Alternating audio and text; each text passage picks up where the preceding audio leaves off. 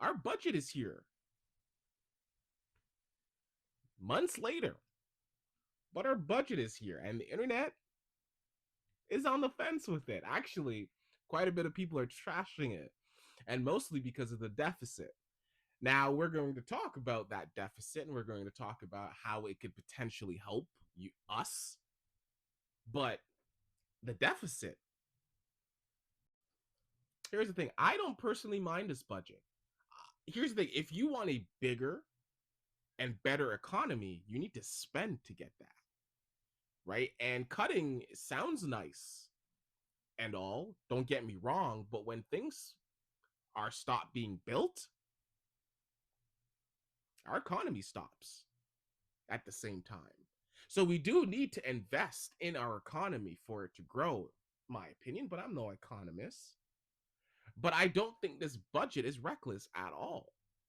I think as a country, we're finally investing our money where it needs to go, not just social programs, to the economy.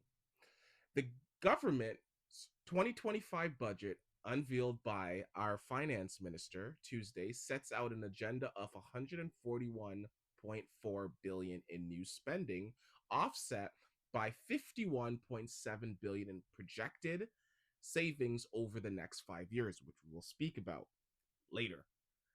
With the deficit projected at 78.3 billion this year, and you could tell that people are just going to go insane, right? The budget totals 115 billion in infrastructure spending over 5 years. The deficit's huge, right? 30 billion in more defense and security spending, which I actually thought should be a bit more considering where we stand in our defense and security, but at least we are allocating a significant amount of money towards our defense and security, and 25 billion for federal housing initiatives over the same period. We knew they would be pushing housing initiatives 100%.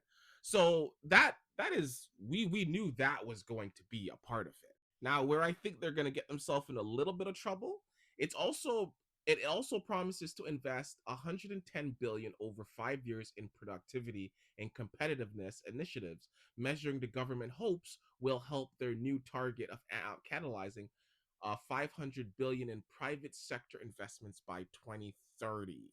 Yes, I have a feeling that's going to get them in a lot of trouble because the liberals